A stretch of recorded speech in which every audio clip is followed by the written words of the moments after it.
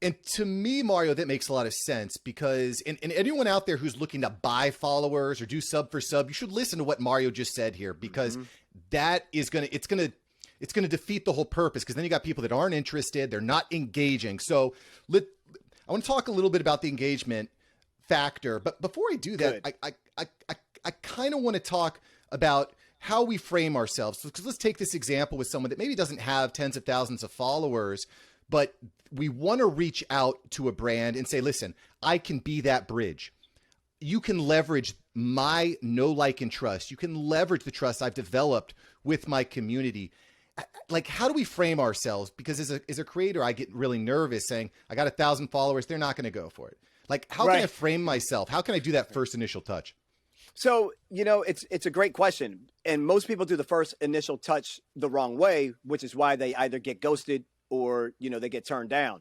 And the reason is because we always end up pitching our idea to the brand first. And that's a flawed model. When you pitch your idea, hey, I got these followers. Hey, I'm doing this thing. I'm all about teaching people how to ski or whatever it might be. And you got the proof, the credibility. You're on the slopes. You're doing the thing. Like, it's like all of that's fine, but you only got like 800 followers.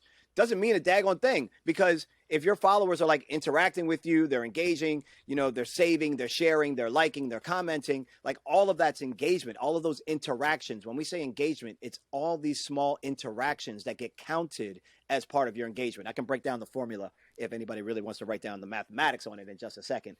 But because I think you'll be surprised as to how many of you have higher than the industry standard engagement. And when you find that out, you'll then realize that you're leaving money on the table because you're not presenting yourself. So to answer your question specifically, you have to know four things. You have to know what makes you unique in the marketplace. Like what about you? Okay, so what? That you're a ski. I don't know why I got on the ski thing. Maybe because it's just hot. I just want to go skiing. But you're a ski. You got this ski course or whatever. You got this ski school and you teach people how to ski or whatever it is. So what makes you unique though? Do you just teach kids? Do you just teach women?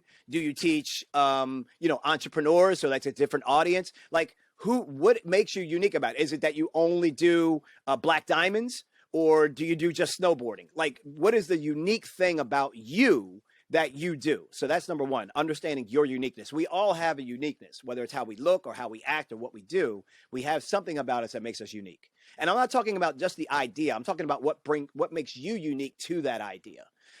Secondly, you got to know your audience. And when we talk about knowing the audience, we're not talking about just like the age and the household income. We're talking about like, what type of skis do they buy? Why do they buy those skis? What gloves do they wear?